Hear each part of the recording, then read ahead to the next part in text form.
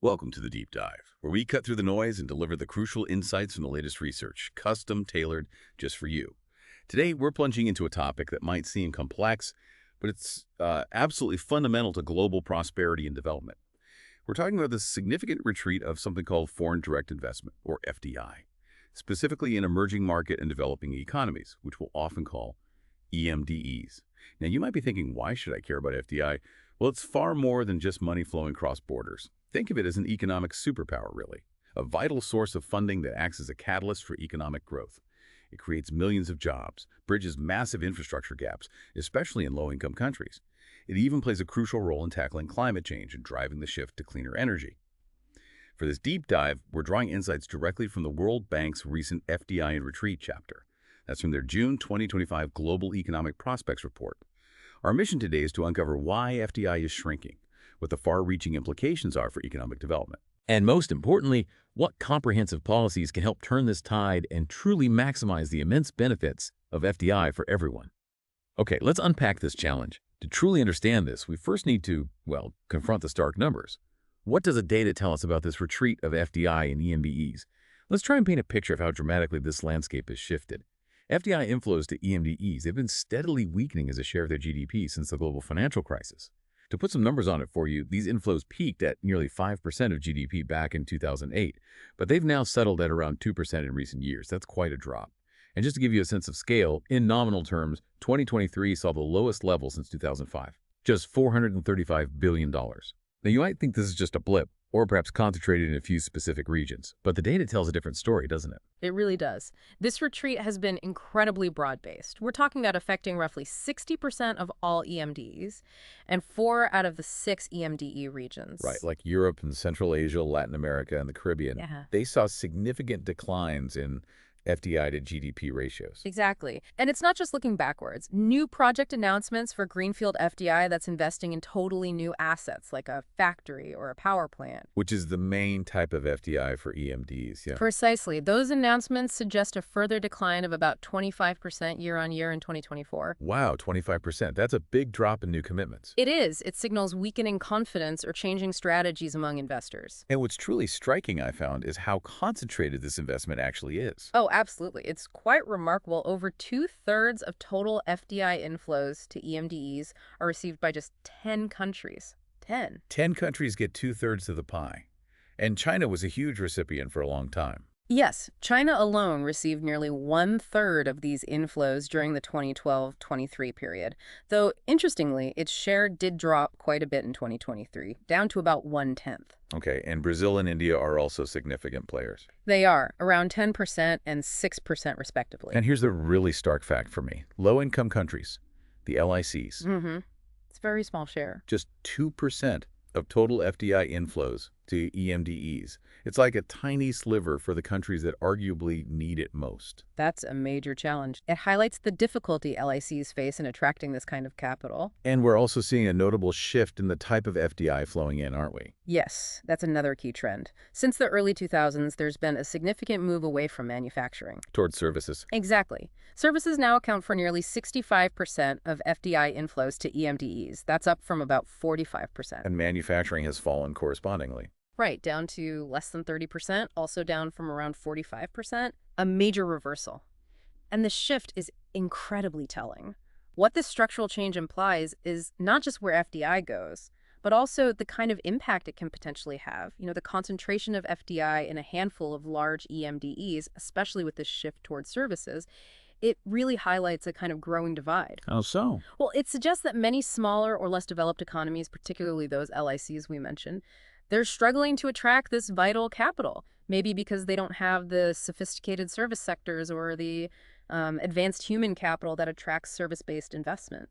So the benefits might increasingly favor economies that are already a bit further ahead. That's the risk. Economies with more developed human capital, better digital infrastructure, they might capture more of this service FDI, potentially widening the gap. Right, leaving some behind in the global economy. And that really underscores why this decline is so concerning, because the potential benefits of FDI are just profound. They really are. It's a catalyst for development in so many ways. We're talking about technology spillovers, right? Foreign firms bring advanced know-how that local companies can learn from. Absolutely. And efficiency gains. productivity improvements across the board. Plus job creation, potentially boosting workers' pay, and giving local firms access to global markets and production networks. It opens up huge opportunities. And the empirical impact on growth seems pretty clear, too. Yes, the World Bank estimates are quite specific. In the average EMDE, a 10% increase in net FDI inflows is associated with about a 0.3% increase in GDP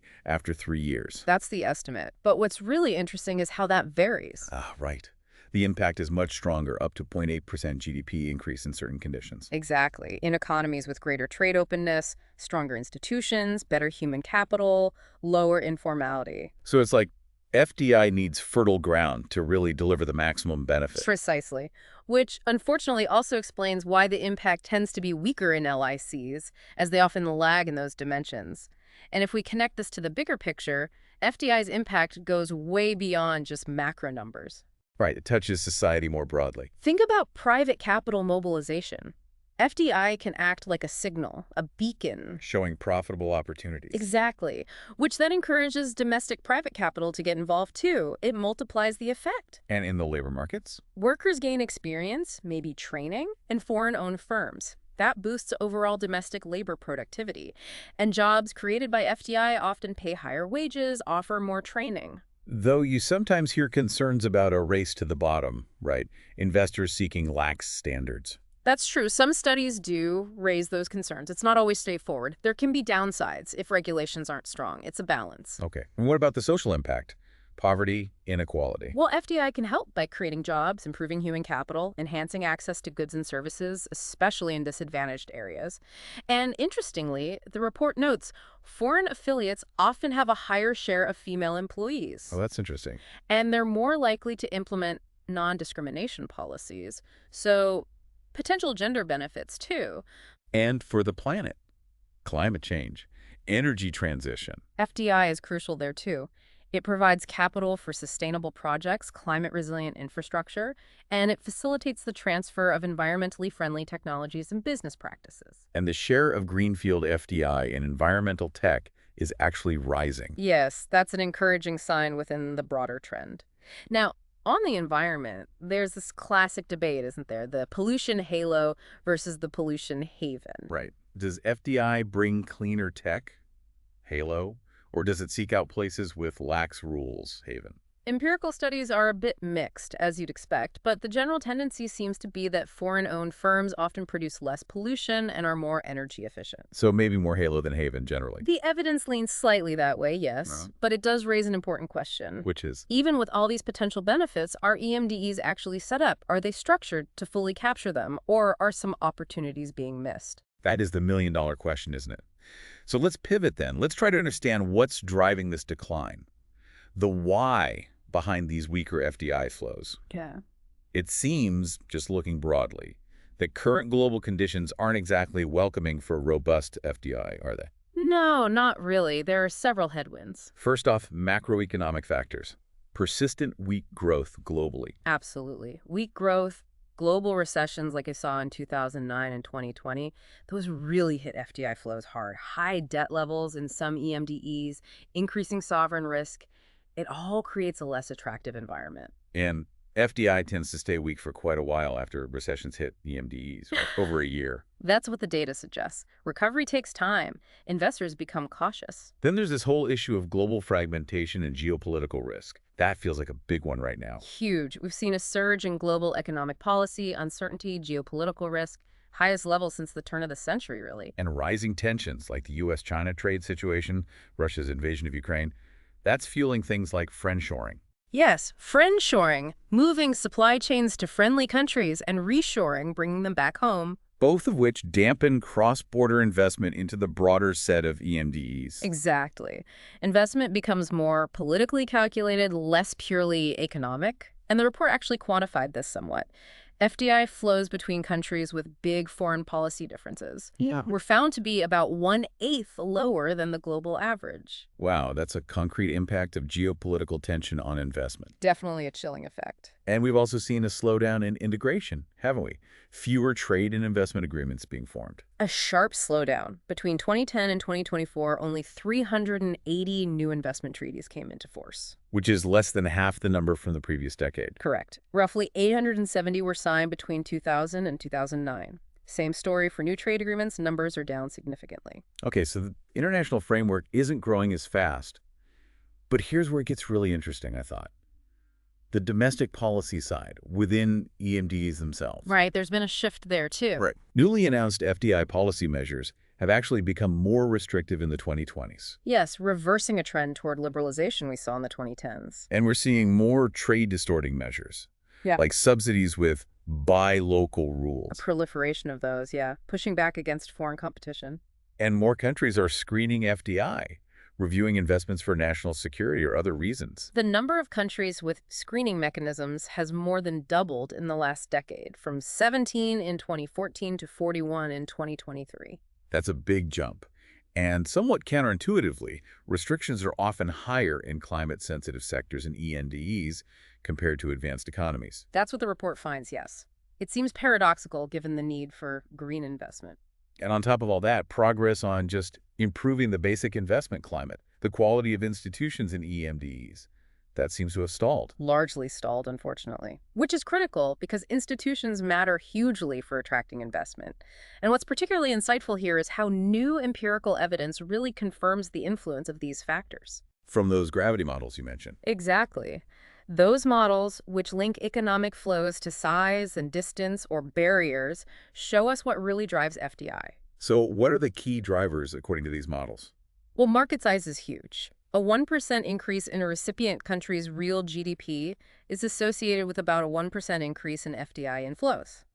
Bigger economies attract more. Simple as that. Okay. Proximity to other large markets also matters. That reflects export platform motives setting up in one place to serve a whole region. Makes sense. What else? Productivity and human capital are key. A 1% rise in labor productivity brings about a 0.7% increase in FDI. Better skills, more R&D investment, they definitely encourage FDI. So a skilled workforce is a magnet. Absolutely. And financial development, too. Countries with better financial markets attract more FDI. A 1 percentage point increase in the private credit to GDP ratio is linked to a 0.6% rise in FDI. Access to local finance matters. Right. And institutional quality. You said that stalled? Critically important. An improvement in the investment climate or institutional quality, say from the median level up to the top quartile, that can boost FDI inflows by up to 1/5. 20%. Wow. So good governance really pays off. It absolutely does. And finally, trade linkages. Countries more open to trade get more FDI. About 0.6% extra FDI for each percentage point increase in the trade to GDP ratio. And being plugged into global value chains helps too. So basically a strong, open, stable, well-governed economy with good infrastructure and skilled people. That's what attracts FDI. That's the recipe in a nutshell. And currently, many of those ingredients are maybe not as strong globally or in specific EMDEs as they need to be. Okay, so if that's the comprehensive why behind the decline, let's talk solutions. What policies can actually help turn this tide? The World Bank report outlines the strategy, right? Yes, a pretty clear three-pronged strategy. Which involves attracting FDI, amplifying its benefits, and advancing global cooperation. Exactly. Attract, amplify, advance. Okay, let's start with attracting FDI. What needs to happen there? First and foremost, strengthening institutions. EMDEs need to show a strong, stable commitment to improving the investment environment. Rule of law, predictable regulations, controlling corruption. All crucial. And particularly vital for LICs, where institutional quality often lags the most. And alongside that, macroeconomic stability. Essential. Reforms that foster growth, maintain stability, deepen financial markets. Investors need that predictability. Makes sense. Yeah. And reducing barriers, trade and investment barriers. Absolutely critical. Integration agreements help a lot, especially those deep agreements that cover more than just tariffs. Like intellectual property, competition policy, labor standards. Right. They provide much more certainty. And regional integration can be powerful, too. Like the African Continental Free Trade Area, the potential impact there is huge. Potentially massive. An increase in FDI to Africa of 85 to 120%, according to estimates. And just easing those statutory FDI restrictions we talked about earlier, that can have a direct impact. It can. The example of Turkey simplifying regulations and seeing a tenfold increase in FDI inflows is pretty telling. Make it easier, and investment often follows. Now, the report also mentions some strategic tools, but with a note of caution. Things like investment promotion agencies, IPAs, special economic zones, SEZs. Yes, caution is needed. IPAs can be useful in strategically guiding investment, but they need good monitoring to be effective. And SEZs, we hear about success stories like Poland attracting billions and creating jobs. Poland is a good example. SEZs can work, offering preferential regulations to attract FDI. But the reality is, of the 5,000 plus SEZs worldwide, many don't generate significant impact. Why is that? Often they become isolated enclaves, not linked well to the domestic economy, or they suffer from poor governance or inadequate infrastructure. Success isn't guaranteed. Okay, so SEZs need careful design and integration. What about fiscal incentives like tax breaks? Same story, really. They can stimulate FDI, but you have to use them judiciously. You need to be careful they don't just distort markets and ensure the long-term benefits truly outweigh the public cost. It's easy to get into bidding wars that benefit no one but the investor. Right, avoid a race to the bottom on taxes too. Right. So that's attracting FDI. What about the second prong, amplifying the benefits? This is crucial, because just getting FDI in the door isn't enough. You need those conducive country characteristics we talked about earlier, good institutions, human capital, trade integration, low informality, to really maximize the positive effects on growth. So domestic reforms are key to unlocking FDI's potential. Absolutely.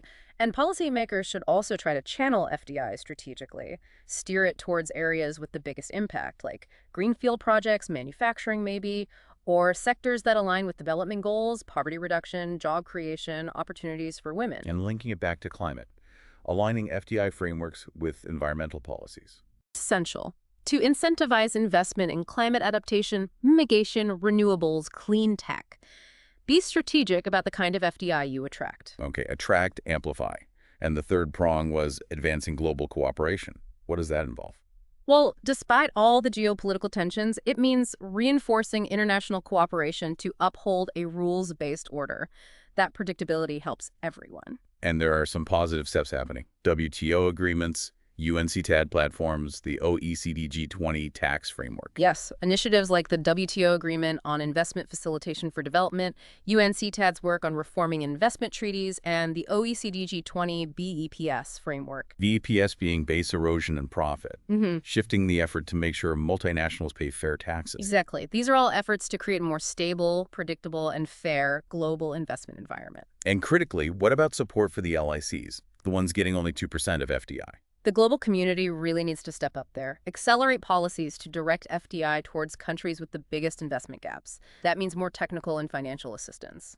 And multilateral development banks have a role? A big role. They mobilized a record $88 billion in private capital in 2023. And initiatives like the World Bank's Private Sector Investment Lab are trying to find new ways to mitigate risks and bring in more private money for vital projects in challenging markets. So bringing this all together, what does this all mean for you, our listener? The core message seems pretty clear. The retreat of FDI happening alongside slowing global integration. It puts EMDEs, and especially LICs, in a really precarious position. It risks slowing progress on critical development goals. It's a complex situation, definitely. It really is a puzzle with many pieces moving at once. And the path forward, as we've discussed, it really depends on robust, coordinated policy responses, both at the national level within EMDEs and globally. You've heard us talk a lot about the challenges, fragmentation, uncertainty, policy shifts. So maybe a final thought to consider, connecting this to the bigger picture, given the shifting global landscape, how might smaller economies, perhaps by really zeroing in on their unique strengths, maybe building stronger regional partnerships, how might they carve out new opportunities? How can they truly leverage FDI, even in this tougher climate, to build resilience and secure their future? A powerful thought to consider indeed. Thank you for joining us on this deep dive.